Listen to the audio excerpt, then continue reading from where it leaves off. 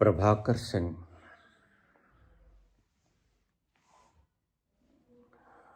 परमात्मा के घर देर है, अंधेर नहीं है। बाबा, अगर अंधेर नहीं है तो फिर देर क्यों है?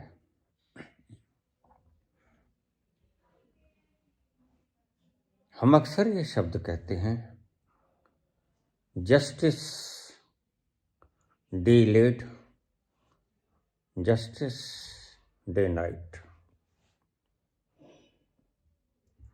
देर करना न्याय नहीं होता, अन्याय होता है।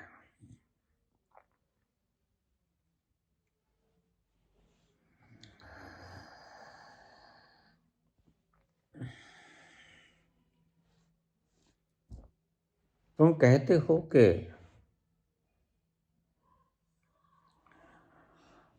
बीज फेंकें और कोंपलें उग जाएं, तत्क्षण पेड़ बन जाए, तत्क्षण फल लग जाएं और तत्क्षण हम खा लें। प्रश्न का यही मतलब हुआ।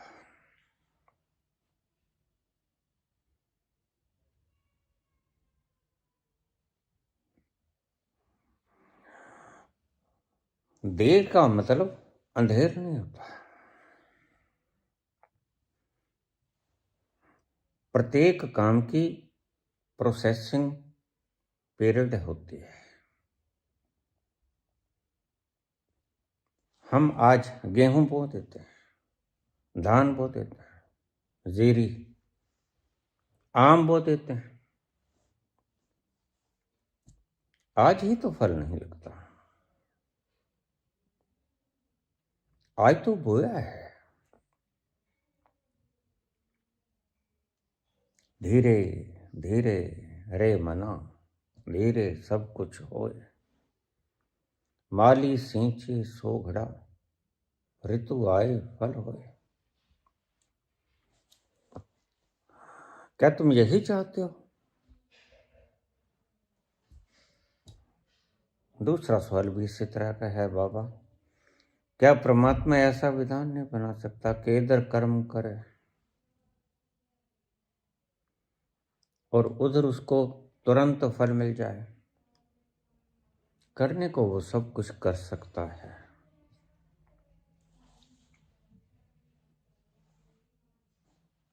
लेकिन उसका अर्थ क्या रह जाता है?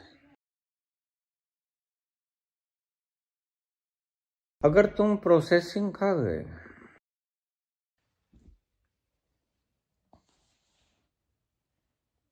फिर कर्मों का अर्थ क्या हुआ?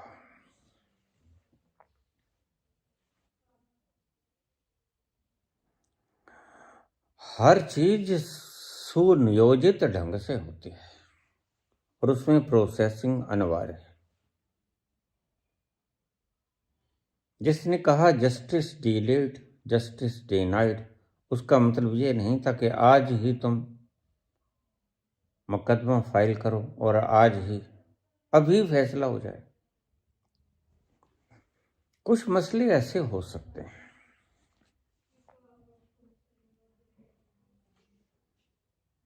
कुछ मसले देरी लगाएंगे। कोई फसल 4 महीने में हो जाती है गेहूं की, और कोई फसल, कहावत है कि दादा बीजे पोता खाए आम, वो लगा के जाना होता है अपनी पुश्तों के लिए।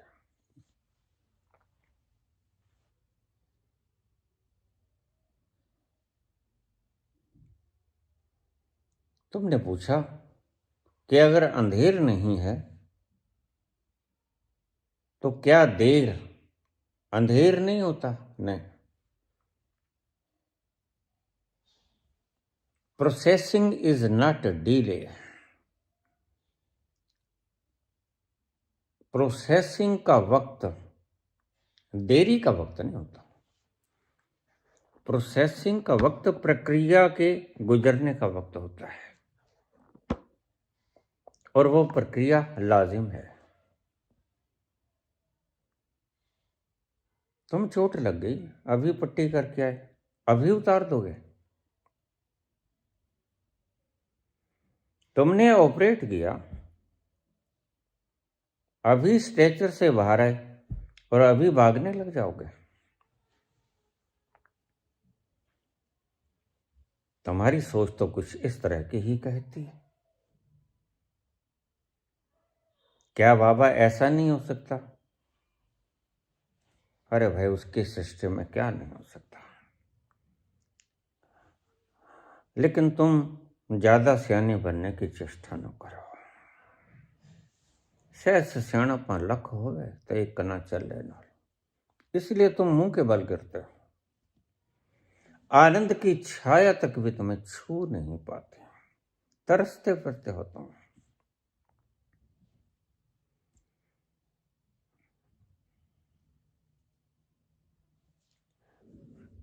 इस तरह की खोपड़ियां लेकर फिरना तो दुख भोगोगे। बे सिर पैर की बात, बे सिर पैर के प्रश्न।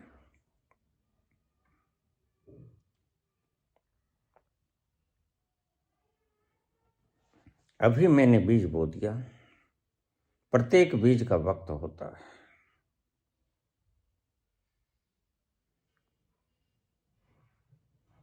कोई जल्दी फल सकता है, कोई देरी से फल सकता है, फलता है।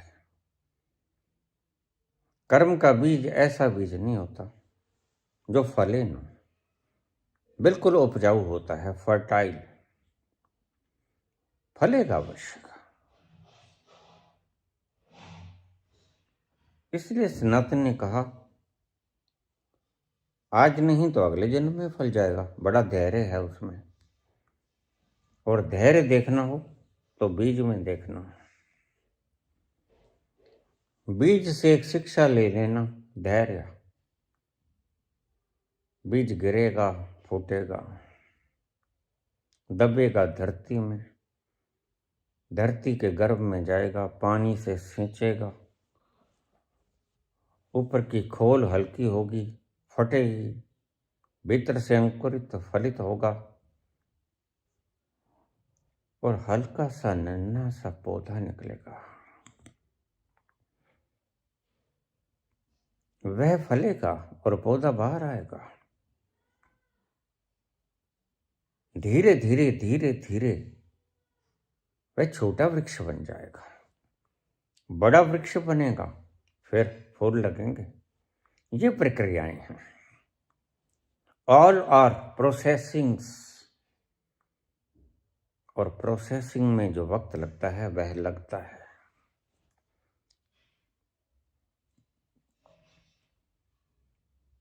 ऐसा ही जस्टिस में भी है। जस्टिस का डिलेड होना अनजस्टिस नहीं है। जस्टिस का डिलेड होना प्रक्रिया है, प्रोसेसिंग है। आज जाओगे, मुकदमा दायर करोगे, लिखोगे, पेश करोगे, जब टर्न आएगी तुम अकेले तो हो नहीं। यहाँ बड़े बेवकूफ हैं,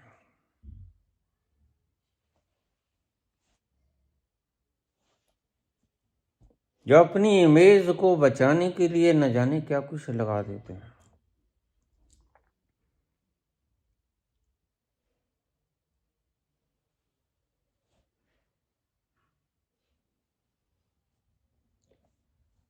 धीरे धीरे न्याय होगा, न्यायिक प्रक्रिया में से गुजरना होगा।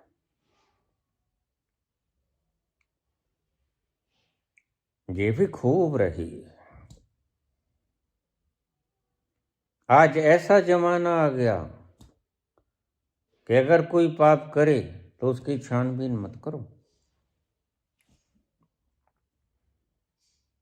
कुछ हवाएं, कुछ फिजाएं ऐसी बदली कि जमाना बदल गया।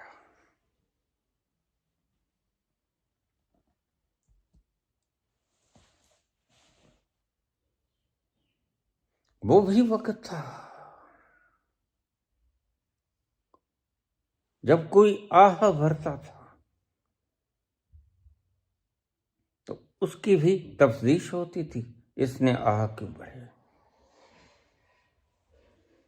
और आज जमाना ऐसा आ गया, कोई कोई कत्ल भी कर देता है तो मीडिया उसे दबा लेती है।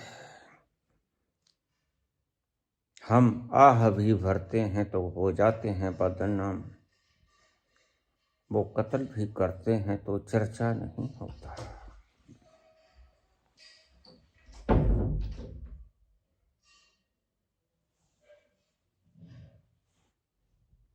ईश्वर की अगर देर है, उस देर को देर नहीं कहा जा सकता। That delay is only way of processing. वह सिर्फ प्रक्रिया की देरी है, वह वक्त तो लगेगा। हमें कोई घाव हो जाता है, पट्टी भी करते हैं, दवा भी खाते हैं, एंटीबायोटिक्स भी लेते हैं, एनाल्जेसिक भी लेते हैं, सब करते हैं, धीरे धीरे खुराक भी खाते हैं,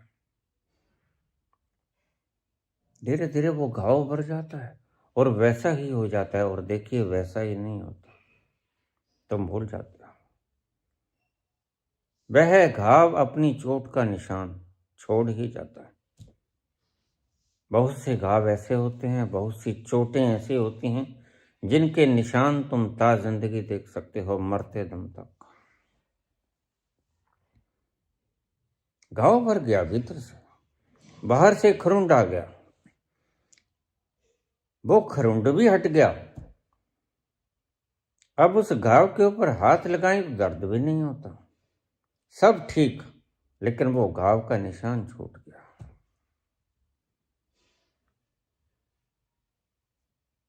देरी प्रोसेसिंग की है,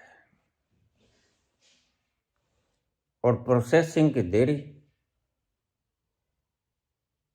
होती ही है, उसको देरी कहना उचित न होगा। वक्त तो लगेगा ही लगेगा। और जो तुमने ये सवाल किया मनोज, ऐसा नहीं हो सकता अभी व्यक्ति पाप करे अभी दंड मिल जाए, अभी ही मिलता है दंड। बीज तो पड़ गया, और बीज जब पड़ गया then processing started।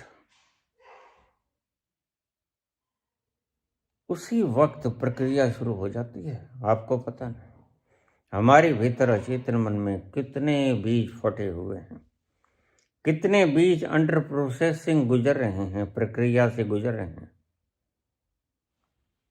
और कितने बीज कहाँ तक गल गए हैं, फल गए हैं, कितने बीज कहाँ पहुंच गए हैं। अलग अलग अवस्थाएं हैं सभी बीजों की। जैसे जैसे हमने कर्म किए और जैसे जैसे कर्मों के फलों की व्यवस्था है, तुम्हारे अचेतन में आज बहुत कुछ फल रहा है, तुमने देखा नहीं इसलिए तुम अनभिज्ञ हो।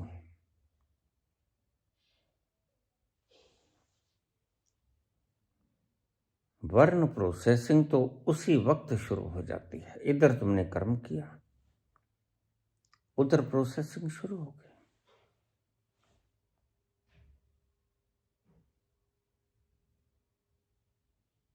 प्रत्येक कर्म यकसां समय नहीं मांगता। आग में हाथ डालोगे अभी जल जाओगे,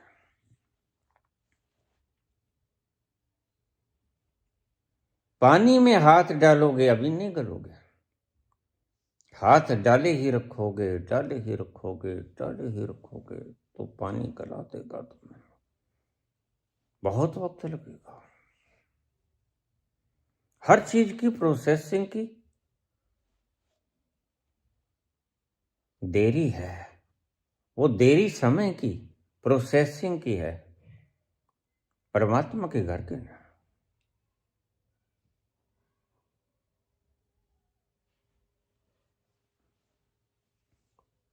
तुमने पूछा कि क्या ये देरी अंधेर नहीं है? नहीं, जो वक्त लगता है वह अंधेर कहाँ होता है, वह जरूरी भी है। अगर जज फाइल न देखेगा, पढ़ेगा नहीं एक एक शब्द को, छानबीन नहीं करेगा, खुद के दिमाग से सोचेगा नहीं, गवाहों को न बुलाएगा,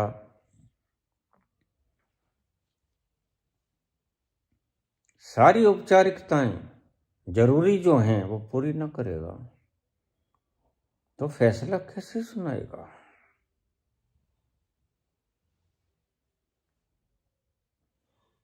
उसके घर देर है, अंधेर नहीं। जिसने ये बनाया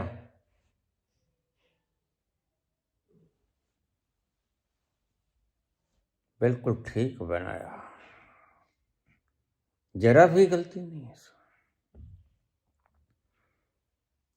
उसके घर अंधेर नहीं है, बस ये देख लो।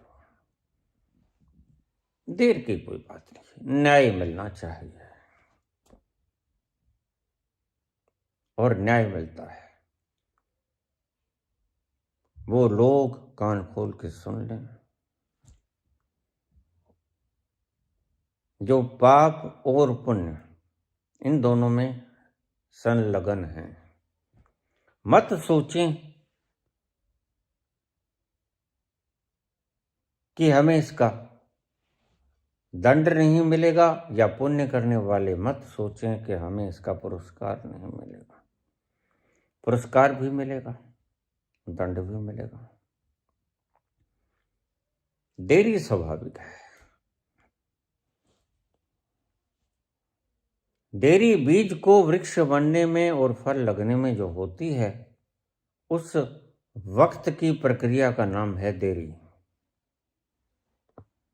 अन्यथा देरी कुछ नहीं होती, एक क्षण भी ज्यादा नहीं लगता।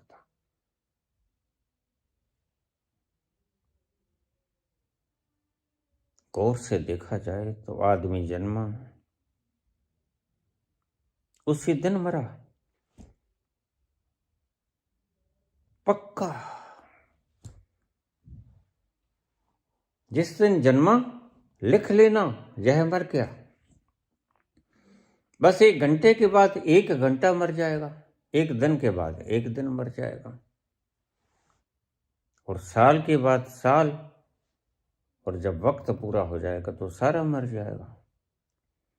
मरने के बाद वही खाक हो जाता है जहां से शुरू हुआ था।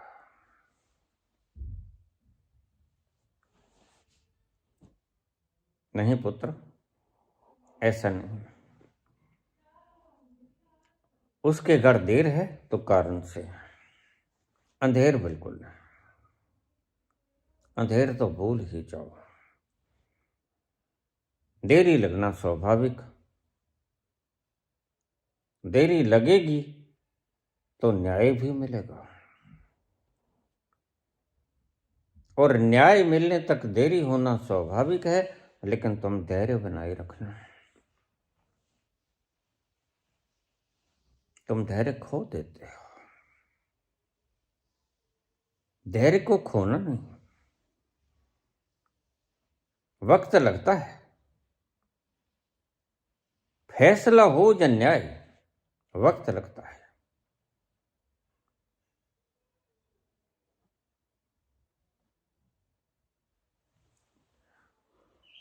आज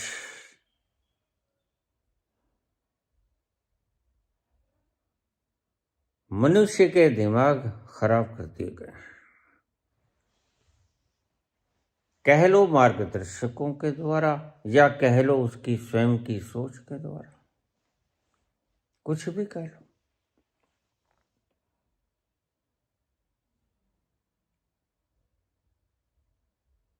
राज करना है, राज। और इन्हें पता नहीं कि राज होता कैसे। टू कमांड, हुक्म करने को ये राज कहता है। हुक्म करना राज करना नहीं होता। आज राज करने की परिभाषाएं बदल दी गई और उससे किसी का नुकसान नहीं, हमारा ही नुकसान है। अगर हमें राज करने की सही परिभाषा आ जाए तो हम सच में राज करने लगे। अभी तो नकली नकली फूल हैं, अभी तो वो फूल हैं जो हमारी फैक्ट्री में बने, सुगंध नहीं देते और नकली हैं। धरती का गर्भ फाड़ के नहीं आया पौधा जो कल गुलाब बनेगा। ये फैक्ट्री की निर्मित है और यह कभी सुगंध नहीं देती, यह तुम्हारी ही बनाई हुई है।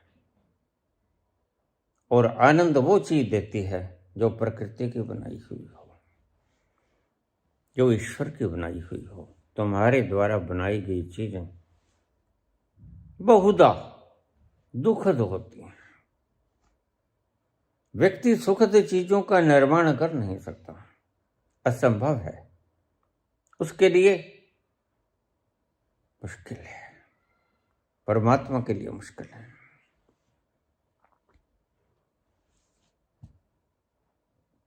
तुम सोचते हो, तुम्हारे मार्गदर्शक सोचते हैं कि अगर इस राह पे चलोगे तो राज करोगे। राज करने की तुम्हें परिभाषा तक नहीं पता। राज करना होता क्या है?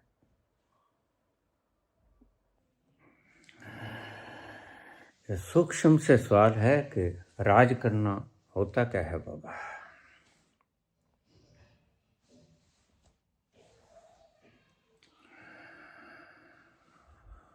तुम दूसरों पे राज करना चाहते हो, डिक्टेटरशिप, उससे कुछ मिलता नहीं सिवाय तनाव के, बेचैनी के। रातों की नींद खराब हो जाती है, दिन का चैन छीन लिया जाता है। राज वास्तव में क्या है?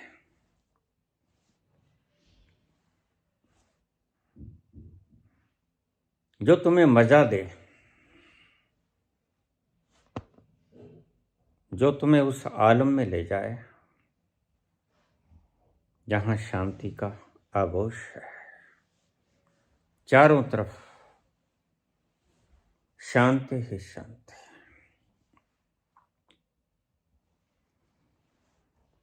अभी तो तुम अशांत हो।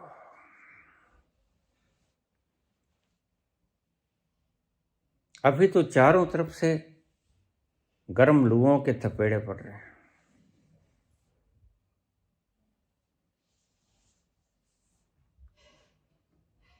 अभी तुमने संसार ने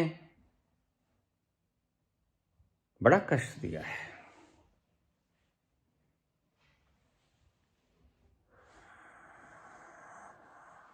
अभी अभी तुम जीने निकले थे और अभी अभी मृत्यु के थपेड़ों ने तुम्हें ढक लिया। आज ही हमने बदले हैं कपड़े, आज ही हम नहाए हुए हैं,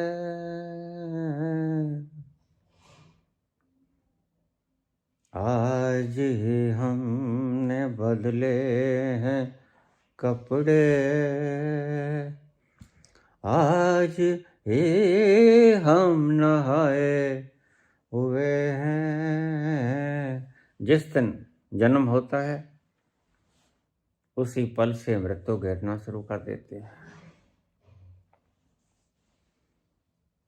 पर तुम्हें ठीक ठीक से ये भी नहीं पता होता कि तुम्हें जन्म मिला क्यों है।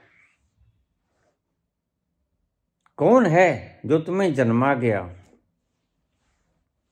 और जब तुम पूछते हो कि परमात्मा ने ये दुनिया क्यों बनाई या जिसने भी बनाई क्यों बनाई, तो मैं समझ जाता हूं कि तुम सुखी नहीं हो।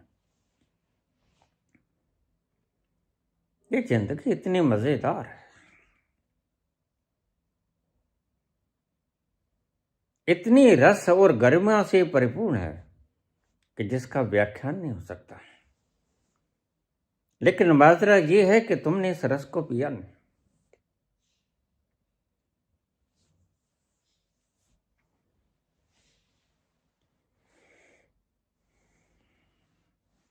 जब से जिंदगी मिली है, जब से तुमने होश संभाला,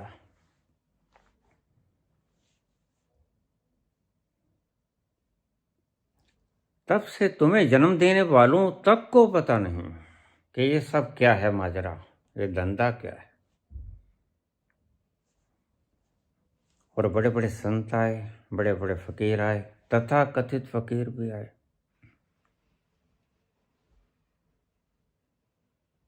जिन्हें बुद्धि के बल पर, जिन्होंने थोड़े थोड़े अनुभवों के बल पर आपको कुछ नियम पकड़ा दिए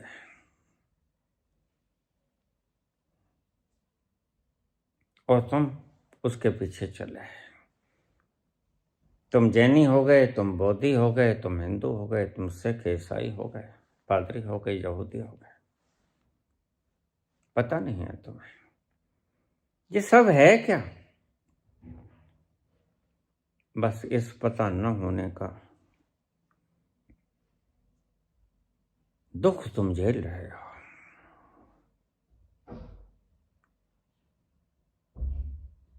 अगर पता होता तो दुख न झेलते हैं। परम सुख से भरी हुई है ये जिंदगी।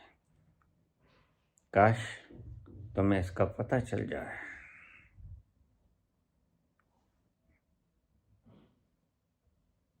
तुम बड़े बड़े जज बन जाते हो, हाई कोर्ट के, सुप्रीम कोर्ट के, बड़े बड़े ताकतवर नेता होते हो, बड़ी बड़ी गद्दियों पर गद्दी नशीं हो, और तुम कहते हो हम राज कर रहे हैं। नहीं, तुम गुलाम हो। चौंकना मत, तुम गुलाम हो। राज करना जानते हैं महावीर, राज करना जानते हैं कृष्ण, राज करना जानते हैं कबीर, और तुम उनके हाथों में झीनी झीनी सी चदरिया बनी हुई पाओगे, और तुम्हें समझ नहीं आएगा राज कहते किसे। कबीर का अंतस जानता है राज होता क्या है। नानक का अंतर जानता है, अंतस जानता है कि राज होता क्या है। और उनका दिल करता है कि जल्दी से बता दूं सभी को, तो भाग पड़ते हैं बुद्ध बताने के लिए, भाग पड़ते हैं नानक बताने के लिए राज कैसे होगा। लेकिन तुम कहाँ सुनते हो उन्हें, तुम सिर्फ उनकी पूजा शुरू कर देते हो, महिमा मंडन का गान करना शुरू कर देते हो। तुम्हें पता नहीं होता वो कह के क्या गए हैं। उन्होंने तुम्हें राज करने का ढंग बताया था, और उनकी खुद की जिंदगानी को अगर गौर से देखोगे तो उन लक्षणों में राज करना मिलेगा। वो मुस्कुराता हुआ अंतस, वो गीत गाता हुआ अंतस, वो नाचती हुई मीरा की पायल, वो गाता हुआ नानक का कंठ, वो आकंठ डूबी हुई कबीर की सुरती तुम देख नहीं पाते।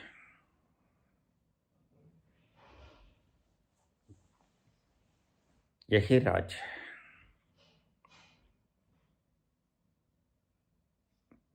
लेकिन कोई क्या करे अगर तुम गलत राह पे चल पड़े।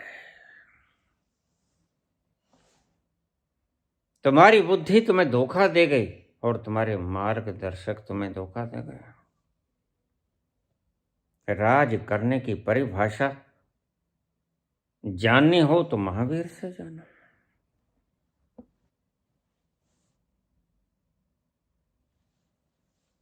महावीर को खिताब दे दिया गया। महावीर का ज्यादा बलशाली नहीं, शरीर इतना मसल मैन नहीं है, वो इतने हिष्ट पुष्ट नहीं है। वो बामुश्किल 1 महीने में 1 बार खाते हैं।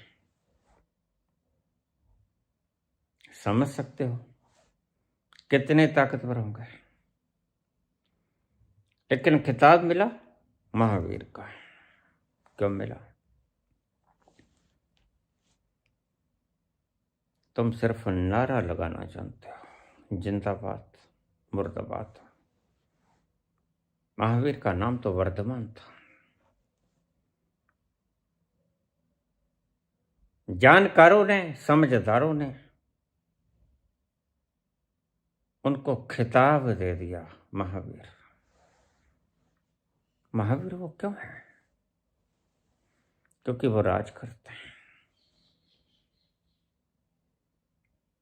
और जिस किसने राज करना सीख लिया वो महावीर हो गया।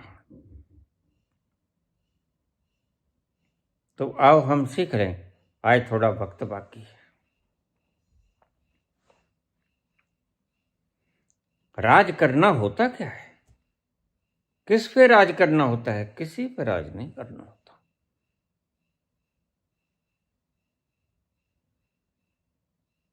राज करो इंद्रियों पे, तुम इंद्र हो जाओ। जो इंद्रियों पे राज करे वह है इंद्र, और जो इंद्र हो गया वह स्वर्ग का मालिक हो गया।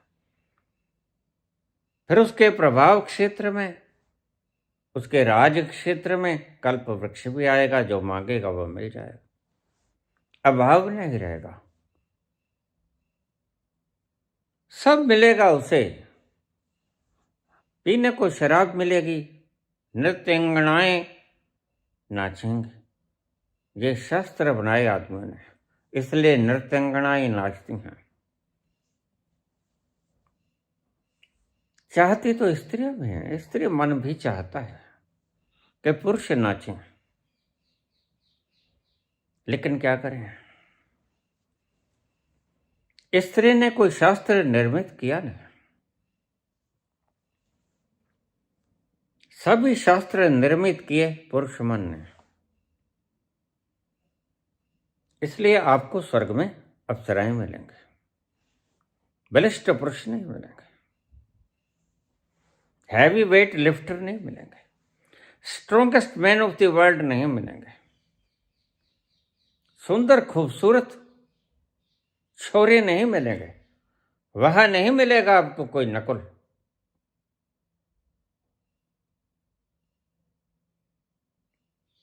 वहां मिलेंगी आपको रंभा, मेनका, उर्वशी, ये नृत्य करता मिलेंगी, और अधनंगी हालत में।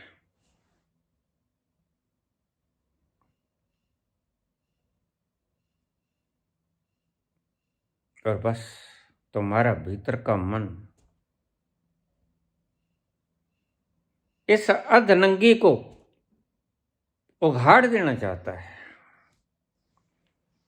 एक कल होली का त्योहार था।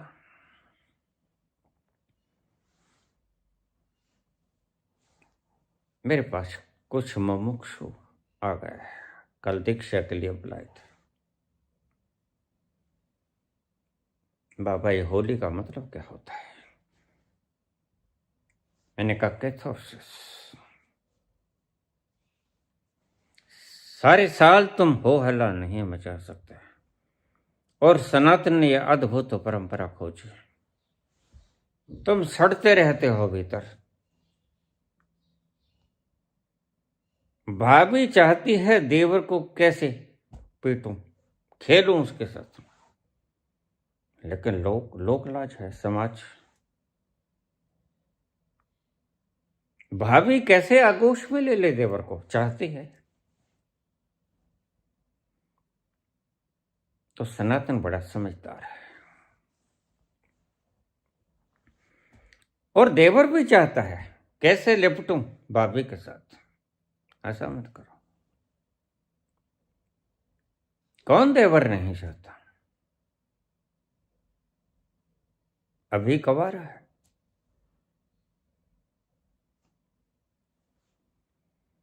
यह तुम्हारे मन की हालत है, और तुम्हारे मन में ना जाने क्या क्या दबा हुआ है। मैंने समुद्र मंथन की चर्चा की, अभी शुरू है। तो समुद्र मंथन कहता है सबसे पहले तो भय आएगा। भय किसी भी चीज का हो, किसी भी चीज के छिन जाने का भय होता है। छिन ना जाए कहीं, ये शरीर ना छिन जाए, ये माल जो मैंने कमाया ये ना छिन जाए, गद्दी ना छिन जाए, मुझे जो शोहरत मिली वो कोई दूसरा ना छीन ले, मेरे महल अटारियां, मेरे सैर करने के जहाज, घूमने फिरने की गाड़ियां कोई दूसरा न छीन ले। ये डर भय आएगा, सभी प्रकार के भय आएंगे, और सभी प्रकार के इतने भय हैं कि मैं तुम्हें गिना नहीं सकता। बस छिन जाने का भय, वो कुछ भी हो जाए।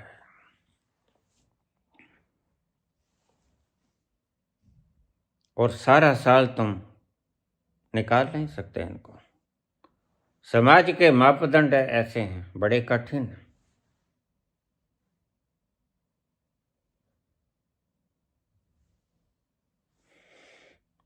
सारा साल तुम दबाते हो, दबे रहो, एक दिन आएगा ऐसा। तो सनातन बड़ा समझदार, उसने एक दिन खुला दे दिया, जाओ आज निकाल लो। ये होली पे कैथार्सिस होता है सिर्फ। मैं राम जी का रोल करता था, मुझे पता था सबसे ज्यादा रश शूर्पणखा नाइट में होगा, क्योंकि उस दिन होता है कैथार्सिस, स्त्रियों का भी पुरुषों का। कुछ गरम गरम मसाला तैयार किया जाता है एक्ट्रेस के द्वारा, और हम कहते हैं थोड़ा तड़का और लगाते हैं।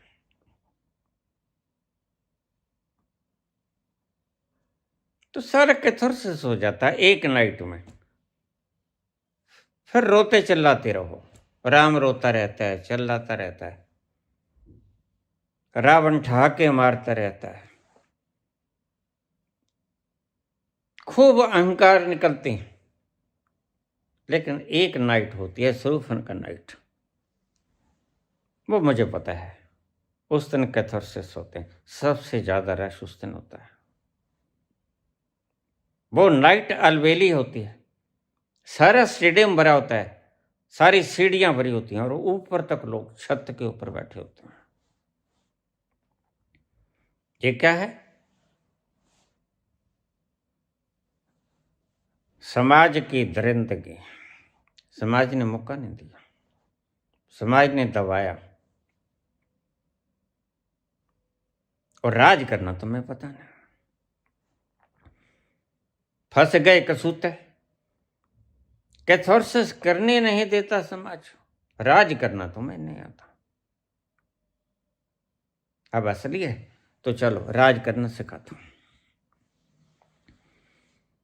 इंद्रियों पे राज करना है, दूसरों को हुक्म करके राज नहीं करना है, डिक्टेटर नहीं बनना है, उससे उसका कोई फायदा नहीं, वो तो तुम पाप करोगे, दुश्मनों की लाशें बिछाओगे, प्रेमियों को आसमान छुआओगे, लेकिन तुम्हारा छुआना कुछ नहीं करेगा। जे तिस नदर ना वहीं तो बात न पूछे के, चंगा नाव रखाई के जस कीरत जग ले, जे तिस नजर ना आवई तो बात न पूछे के। अगर उसकी नजर में तुम्हारी खुशहाली नहीं लिखी, वही सृजन करता है। तो तुम उसकी चाहत के बिना अपना स्वर्ग भी निर्मित कर लो तो वह दुख ही देगा। तुम्हारे द्वारा जो निर्मित होता है वह नरक ही होता है, और उसके द्वारा जो निर्मित है वह स्वर्ग ही होता है। इसलिए बाबा तुमसे कहते हैं उसकी रजा में चलना, उसकी रजा में राजी रहना। जो जो समझदार थे वो पलट हुए हों, मेरी तो यही अर्जी, कर वही जो तेरी मर्जी।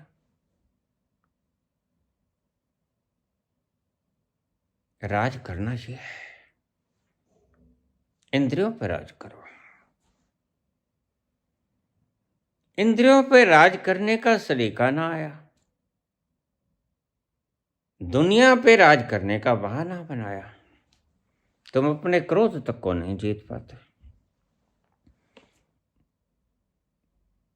वो राज करने चल पड़ते हो।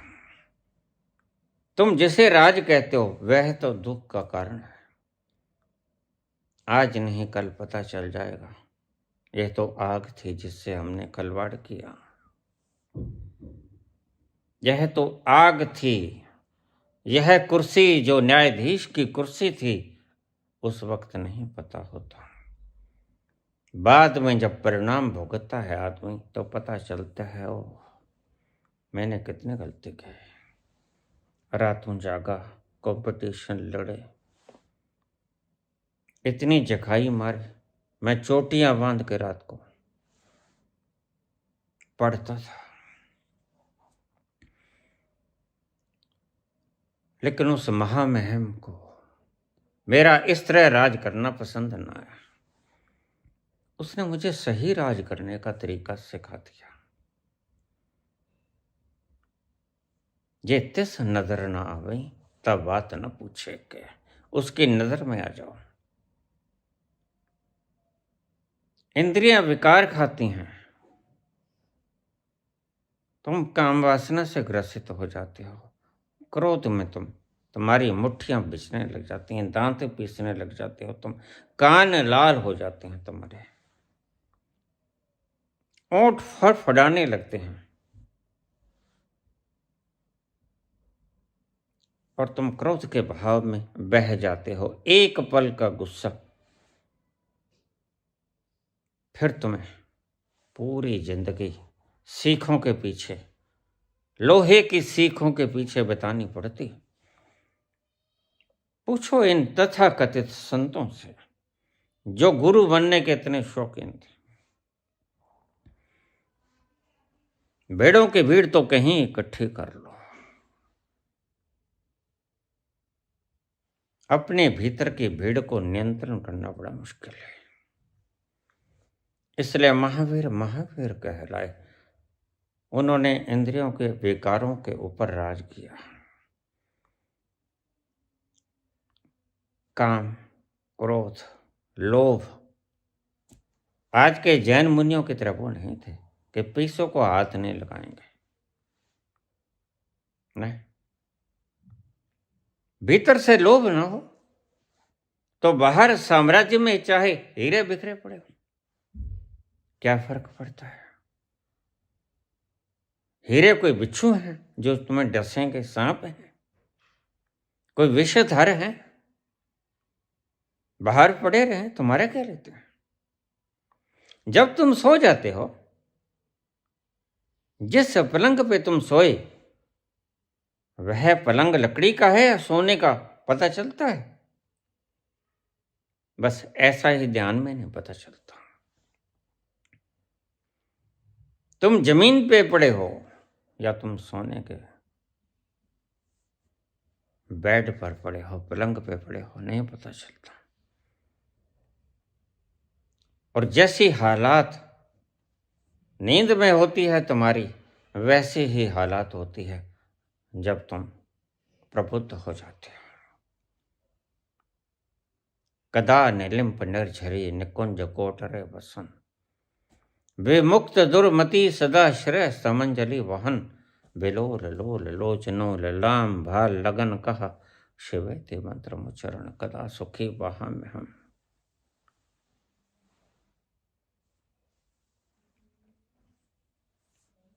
प्रजा मही महेंद्रो संप्रवृत्त कह कदा सदा शिवम भाजा में हम।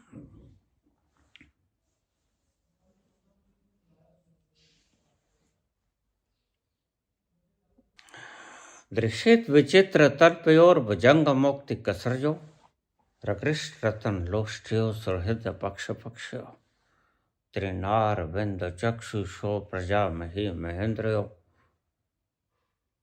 संप्रवृत्त कथा सदा सुखी वहां में हम।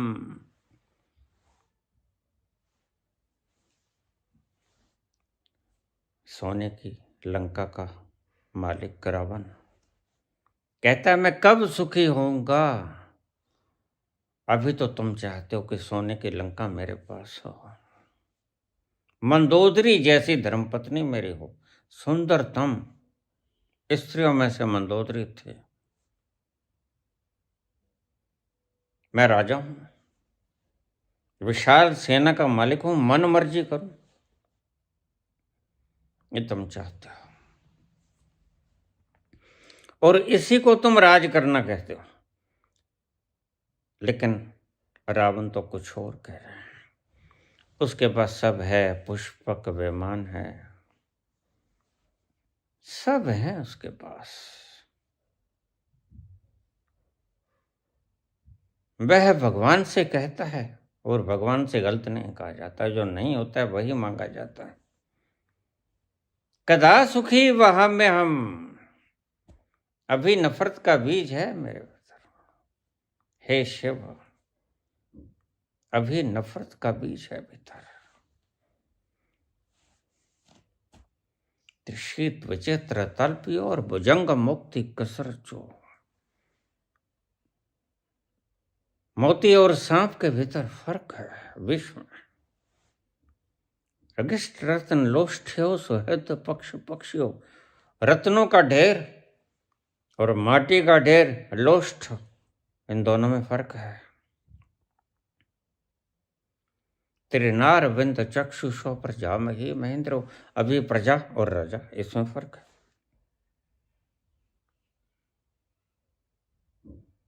अभी मित्र और शत्रु में फर्क है, अभी भेद बुद्धि है। इस भेद बुद्धि ने बड़े मारे और आज तुम्हें एक मैं मंत्र देता हूं।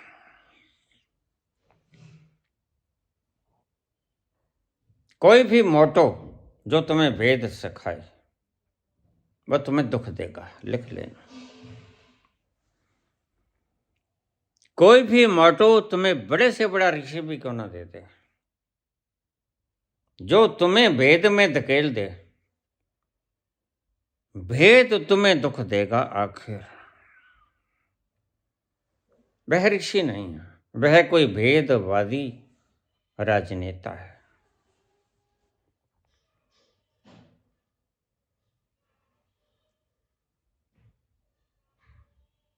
इस मोटो को याद रखना। आज सारी दुनिया दुखी है, सुखी कोई नहीं,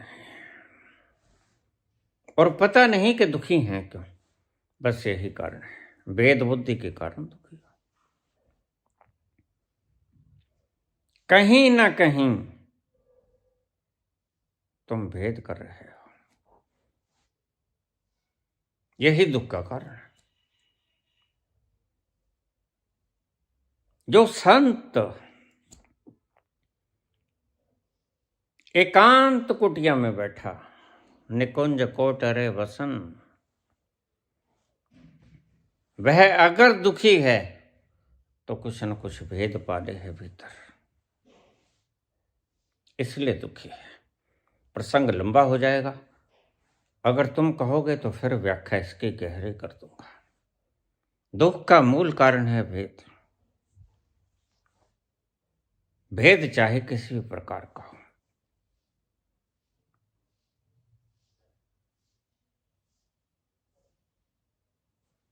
राज एक गुरबाणी में तो कहती है, राज करेगा खालसा, आकिर है ना कोई, खालस प्योर शुद्ध वह राज करेगा। जिसके मन में इम्प्योरिटी होगी, इम्प्योरिटी का मतलब राजनीति है। सीधा सीधा बोल दूं तो ज्यादा अच्छा होगा, क्योंकि आजकल लोग शब्दों में ज्यादा उलझते हैं।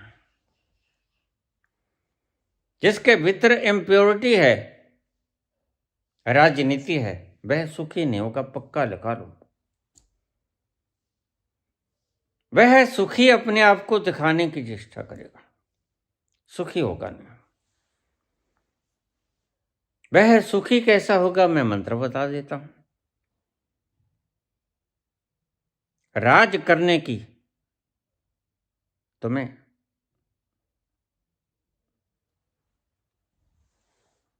अभी सलीका नहीं आया। तुम राज करते हो लोगों पर, डिक्टेटर बनते हो। और महावीर कहते हैं कि आनंद तब आता है जब तुम राज करते हो अपने इंद्रियों पर, अपने विकारों पर। तुम जब चाहो काम का इस्तेमाल करो, जब चाहे क्रोध का इस्तेमाल करो। ऐसा नहीं कि क्रोध नहीं करता, संत करता है, लेकिन जब चाहे करता है। क्रोध जब चाहे उसे नचवा नहीं पाता, वह जब चाहे क्रोध को नचवाता है कि नाचो, अब क्रोध की आवश्यकता है।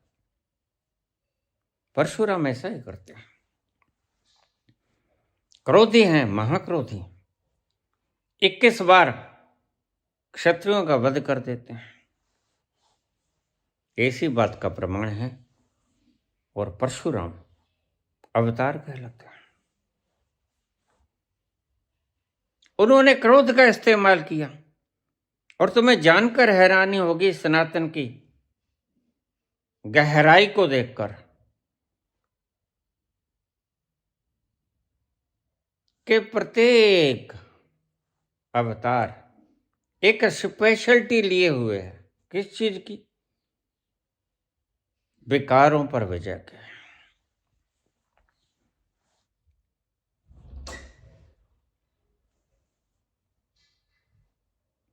राम है, राम मर्यादा साध के विकारों पर विजय करते हैं। जब चाहते हैं विकार उन पे हावी नहीं होते।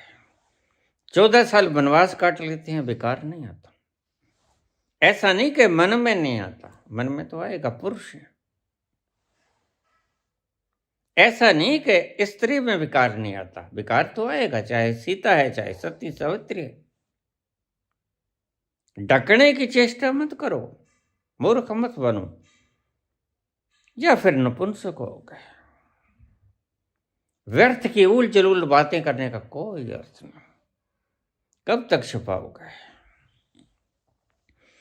लेकिन सलीका है, वो महावीर से सीखो। महावीर कहते हैं पुरुष है या स्त्री हो, विकार आएगा। सभी विकार आएंगे, काम आएगा, क्रोध आएगा, लोभ मोह अहंकार सब आएगा। अहंकार भी आएगा, क्योंकि है। अभी तुम स्वयं को शरीर मानते हो तो अहंकार तो आएगा, मन मानते हो तो अहंकार तो आएगा।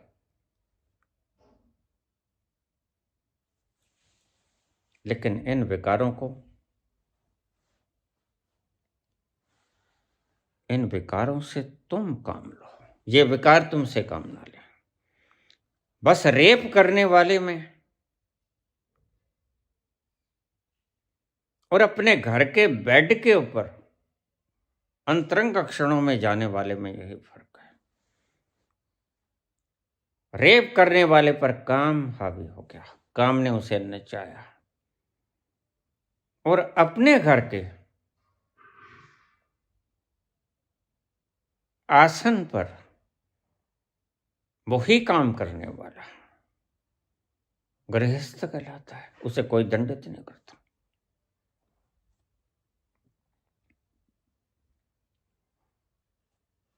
जितना है काम तो आएगा, क्रोध भी आएगा, सारे विकार सब में आते हैं। भूल मत जाना तुम, किसी को विकार रहित जानकर क्योंकि तुम बंदर हो, नकलचे। राम में, बुद्ध में तुम समझते हो विकार नहीं आते? बिल्कुल आते हैं। और कृष्ण दूसरा स्वरूप है। कृष्ण कहते हैं विकार आए, लेकिन विकारों का मालिक मैं। जब चाहें रास रचाते हैं गोपियों के भीतर, और जरा भी विकार नहीं आता। मैं तुम्हें जानकर बड़ा हैरानी होगा। जवान अवस्था है, निधि वन में गोपियों के साथ अकेले, अकेले पुरुष, विकार नहीं आता। उस चेतना में उतर जाते हैं, और चेतना में उतरा हुआ व्यक्ति, पुरुष, राधा के साथ, शक्ति के साथ रास रचाता है। यह रास पुरुष और शक्ति का मिलन है, उसे रास कहते हैं। बड़ा आनंद आता है, रस से बना रास। वही कृष्ण हैं जो निधि वन में राधा और उसकी अंतरंग सखियों के साथ रास रचाते हैं। तुम्हें क्या सिखाते हैं? तुम्हें सिखाते हैं कि मैं मेरे विकारों का मालिक हूं। राधा भी तुम्हें यही सिखाती है, राधे राधे करना नहीं। राधा भी तुम्हें यही सिखाती है, अपने विकारों पर विजय कैसे प्राप्त करनी है। तुम राधे राधे जपते हो और वही को कर्म करते हो अपने कमरे में जाकर, फिर क्या फर्क हो गया? अक्सर लोग तो तब राधे राधे करना कहने लगते हैं जब वो अनेबल हो जाते हैं संभोग करने को। कोई बीमारी हो जाती है,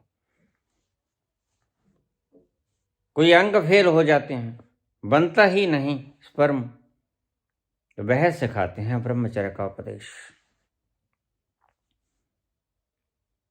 तुम ऐसा मत करो।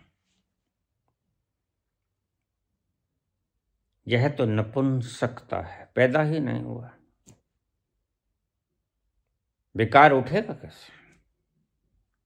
शक्ति नहीं, मुर्दा क्रोध नहीं करता, मुर्दा अहंकार नहीं करता। तुम ठुड्डे मारते रहो, तुम आग में भी डाल देते हो, मुर्दा कहाँ उठ के गुस्सा होता है? क्योंकि उसमें शक्ति नहीं। शक्ति रहते हुए विकारों को विजित करो, वह है ब्रह्मचर्य। शक्ति हो अगाध, प्रगाढ़, तो कृष्ण कहते हैं प्रबल शक्ति का मालिक। खूब माखन खाया, खूब मिश्र खाया, और देखो मैं रास रचा रहा हूं और अनछुआ हूं। और राधा भी कहती है मैं अनछुई हूं, चेतना हूं, शक्ति हूं। यह होता है रस। वहां रस बरसता है, और रस का नाम सुना है तुमने, पिया कभी नहीं। काश तुम कभी पी लो एक बूंद, तो तुम्हें ऐसी लत लगेगी जैसे शराबी को सांझ ढलते ही, सूरज ढलते ही पंछी अपने घोंसलों पर लौटना शुरू हो जाते हैं, और शराबी मैखाने की तरफ पांव दौड़ाता है। जल्दी से गटक लूं, सांझ हो चले। एक बार तुम्हें लत लग जाए, मेरे पांव में घुंघरू बंधा दे, तो फिर मेरी चाल देख ले। फिर तुम्हें पता चलेगा मीरा नाची क्यों थी, मीरा ने लोक लाज क्यों खो दी थी। मीरा ने सुध ही खो दी थी।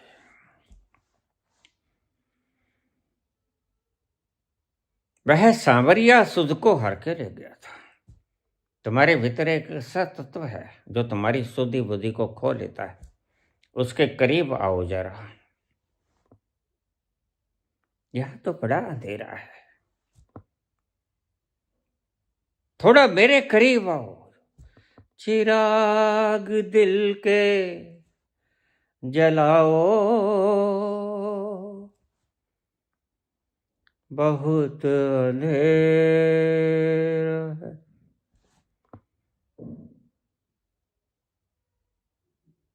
चिराग दिल के जलाओ, बहुत अंधेरा है।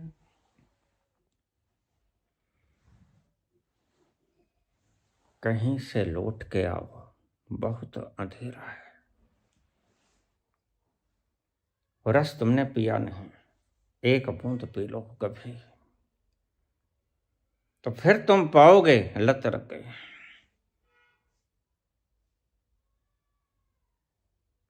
सांझ हुई, सूरज ढला और तुम्हारे पांव उठने लगेंगे मैखाने की तरफ।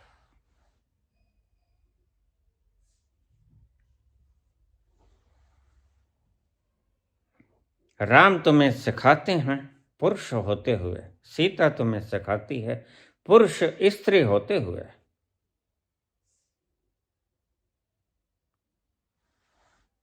काम पर कैसे विजय प्राप्त की जाए, और 14 वर्ष कम नहीं होते।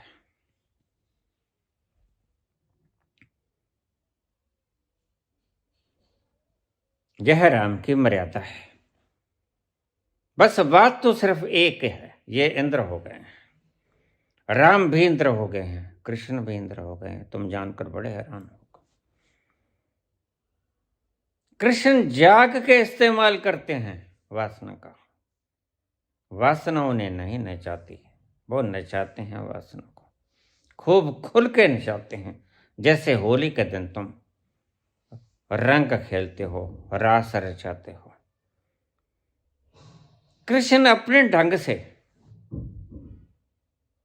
तुम्हें लीला दिखाते हैं। ये देखो, ऐसे भी लीला खेली जाती है, लेकिन उनका अंतस जानता है, मैं अनछुआ रह गया। अनछुआ रह गया मैं।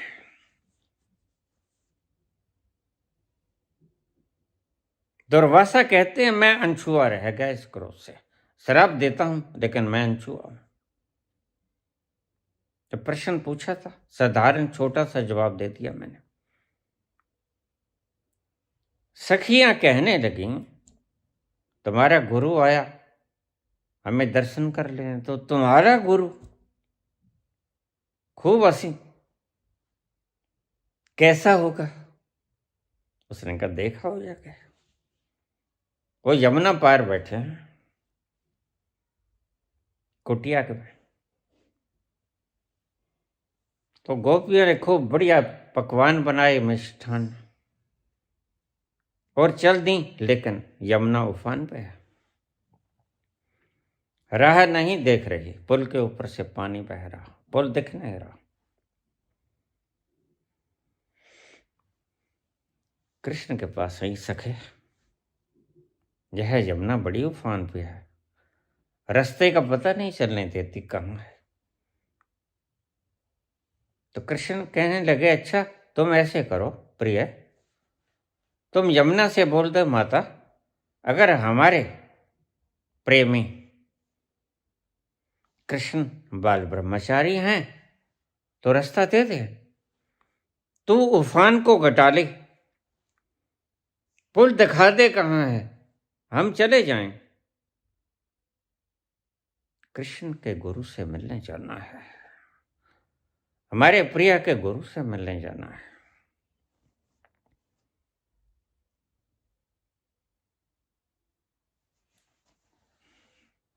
दांतों में साड़ी दबाए खूब हंसे। चलो ये भी कह देते हैं, पता है परिणाम क्या होगा, लेकिन परिणाम उल्टा हुआ। जाकर कहा मां यमुना, अगर हमारे प्रिय कृष्ण बाल ब्रह्मचारी हैं, उन्होंने कभी छेड़छाड़ नहीं की, तो रास्ता दे दे, उफान को कम कर दे। और मां यमुना ने रास्ता दे दिया। हैरानी तो बहुत हुई। सभी के पास थाल, सुंदर सुंदर पकवान, मीठे, कचौड़ी, पूड़ी, तरह तरह के व्यंजन। जाकर खिलाए, प्रणाम किया, प्रभु थोड़ा सा भोग लगा लो। उन्होंने कहा थोड़ा सा भोग लगा लेंगे, बाकी छोड़ देंगे, हम घर जाके खा लेंगे। वो तो सारा हड़प गया। बख्श बख्श बख्श, बख्श गया, सारी थाल खा ली। अब योजनाएं धरी की धरी रह गई। लेकिन वापस जाना, यमुना फिर उफान पे हो गया। कहा गुरुदेव, हमने वापस जाना, आते हुए तो हम आ गए थे, अब जाते हुए कैसे जाए? तो दुर्वासा बोले, पुत्री तुम मां यमुना से बोल देना, अगर दुर्वासा निराहारी हैं कभी कुछ खाए ना। तो गोपियां कहने लगे फिर हमें खाया। अगर अभी तुमने कहा कुछ खाया नहीं तो हमें खा जा, फिर खा जाएगा, फिर पेट भर जाएगा। तो मजाक करती करती वापस आ गई। तो मां रास्ता दे दे। तो यमुना के पास आके प्रार्थना की, हे मां, अगर कृष्ण के गुरु दुर्वासा निराहारी हैं, कभी कुछ नहीं खाया, इसे तुम चमत्कार कहोगे, लेकिन चमत्कार नहीं, ये सत्य है। जानोगे तो पाओगे कि सत्य है, अन्यथा चमत्कार तुम मजाक उड़ाओगे मार्कस की तरह। देखा यमुना उफान पे थे, हाथ जोड़ के खड़ी हो गए, हे मां यमुना, अगर कृष्ण के गुरुदेव दुर्वासा ऋषि निराहारी हैं, कभी कुछ नहीं खाया। देखिए शास्त्रों में लिखा है पवनाहारी हैं, लेकिन पवन भी नहीं खाते वो। उसको पवन की जरूरत नहीं होती, किसी पदार्थ की आवश्यकता नहीं होती उसे। ये शास्त्रों की थोड़ी सी गलती मैं निकाल दूं। अगर दुर्वासा पवनाहारी हैं तो मां हमें रास्ता दे दे, लेकिन वह तत्व पवनाहारी भी नहीं है, उसे जीवन के लिए पवन की आवश्यकता नहीं होती। वह सैपम है, वह खुद के प्रकाश से प्रकाशित है, खुद के जीवन से जीवंत है। हे मां, अगर दुर्वासा ऋषि ने कभी कुछ नहीं खाया, कभी कुछ नहीं खाया, तो हमें रास्ता दे दे, उफान कम कर ताकि हमें पुल दिख जाए। प्रार्थना की और यमुना ने उफान कम कर लिया। अब ये बात तो हैरानी की है, तुम्हें भी हैरानी लगेगी। निधि वन में कैसे रास रचाया और कैसे 14 वर्ष ब्रह्मचर्य से गुजारे सीता ने और राम ने और लक्ष्मण ने और उर्मिल ने। उर्मिल की कथा सदा मुझे दुख देती है, कभी फिर सुनूंगा। तो मां रास्ता दे दे, और मां ने उफान कम कर लिया। सखियां लांग गईं, कृष्ण के चरण पकड़ लिए। ये क्या चमत्कार है प्रभु।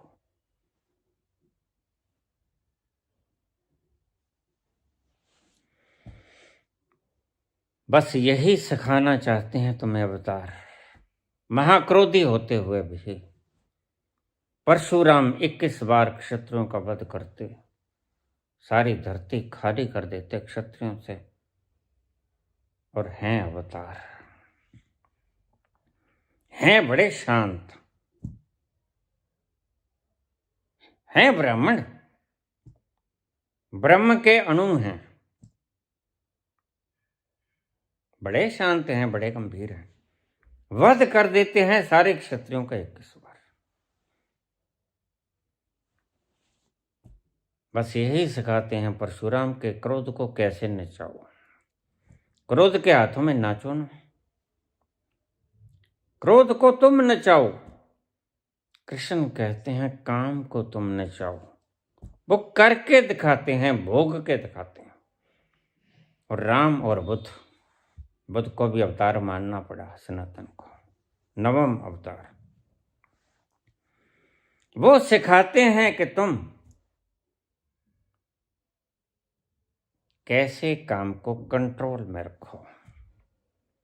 राम कंट्रोल करते हैं, बुद्ध कंट्रोल करते हैं, कृष्ण भोग करते हैं।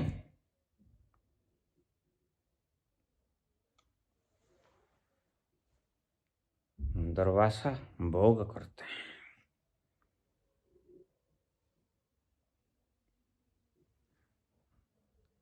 और भोग करते हैं परशुराम क्रोध का। लेकिन क्रोध को नचाते हैं, काम को नचाते हैं कृष्ण, क्रोध को नचाते हैं परशुराम, भूख को नचाते हैं दुर्वासा,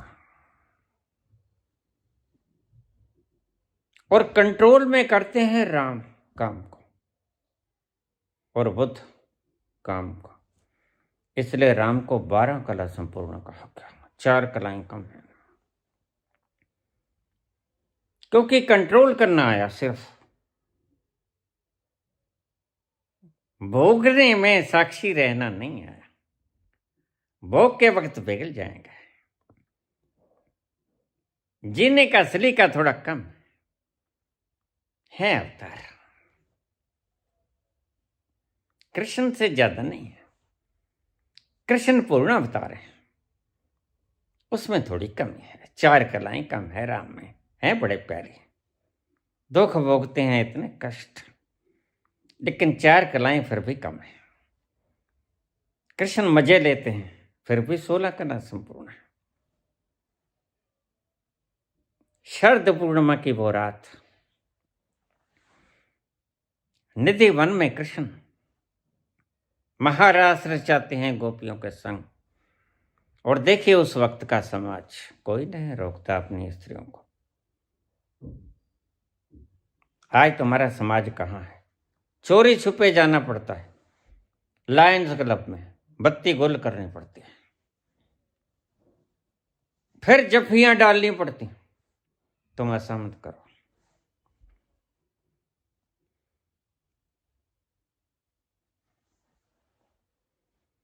और उस वक्त के समाज ने यह खुला छोड़ रखा था।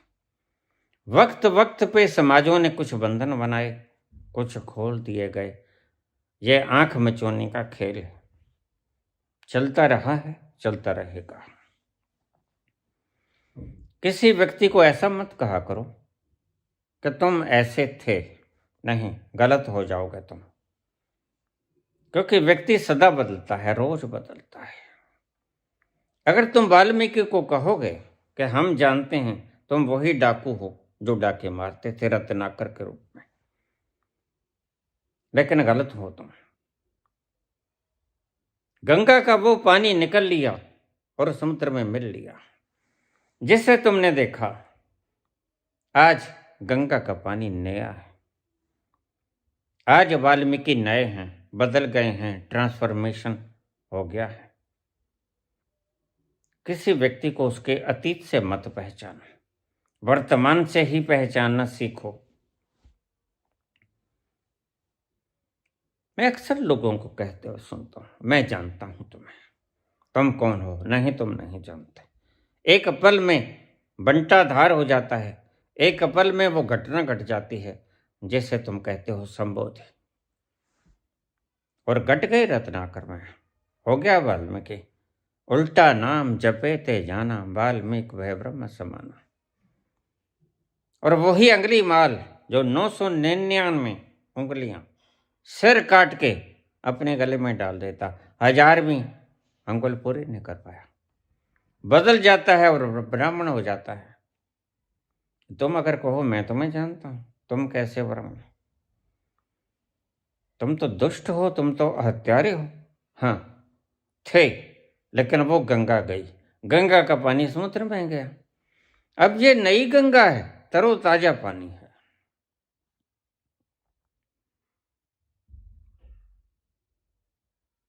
किसी व्यक्ति को उसके अतीत से मत पहचानो। अतीत गया तो उसका स्वभाव भी गया समझो।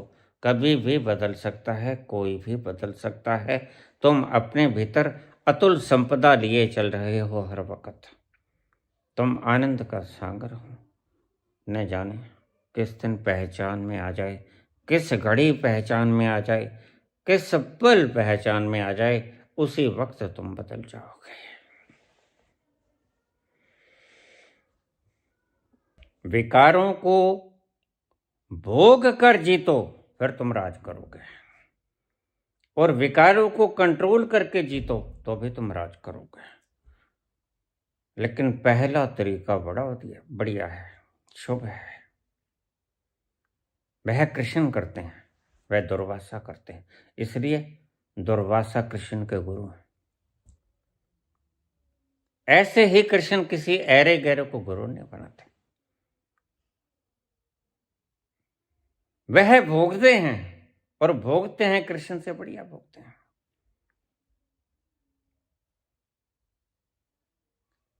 दुर्वासा जितना अहंकार करते हैं शायद कोई नहीं करता। कृष्ण के बच्चों तक को श्राप दे दिया उसने।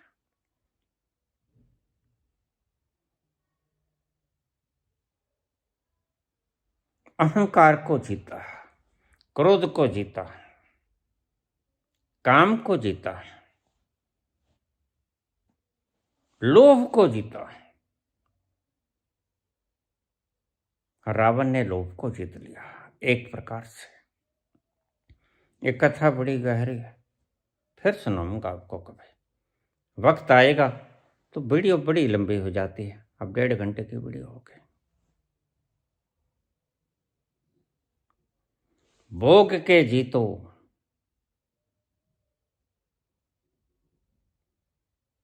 या कंट्रोल करके जीतो, बात एक ही है। निष्कर्ष ये कि विकार तुम हो नहीं, विकारों को तुम देखने वाले हो। बस तत्व यह है। जिस दिन तुम्हें पता चल गया ये विकार मैं नहीं हूं, और तुम्हें पता चलता है, काम आया तुम्हें पता चल जाता है। 1 क्षण, 2 क्षण, 10 क्षण पहले मूलाधार से उठनी शुरू होती हैं तरंगें, और समझदार व्यक्ति तभी समझ जाता है। क्रोध उठता है तुम्हें पता चल जाता है। बस ये कला सीखनी होगी, हाउ टू कंट्रोल, राज कैसे करना है। और जो व्यक्ति इन पे राज करता है वो महावीर कहलाता है। इसलिए महावीर का खिताब मिला वर्धमान को। यह खिताब था, उन्हें सभी विकारों को जीत लिया, भूख तक को जीत लिया।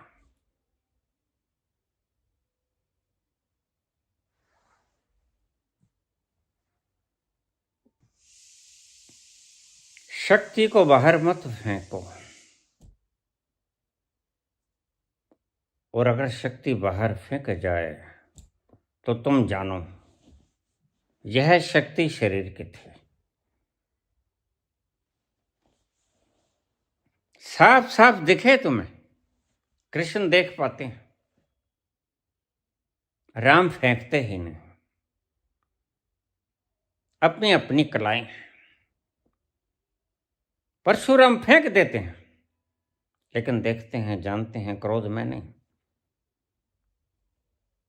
खा जाते हैं सब कुछ दुर्वासा, लेकिन जानते हैं भूख मुझे नहीं लगी, भूख शरीर को लगी है। जिस दिन तुम ये जान गए उस दिन तुम उपलब्ध हो जाओगे संबोधि को। राधे राधे श्याम मिला दे, राधे राधे श्याम मिला दे, गोविंदा गोपाल हरे, राधे राधे श्याम मिला दे, गोविंदा गोपाल हरे। मेरी नैया पार लगा दे, गोविंदा गोपाल हरे।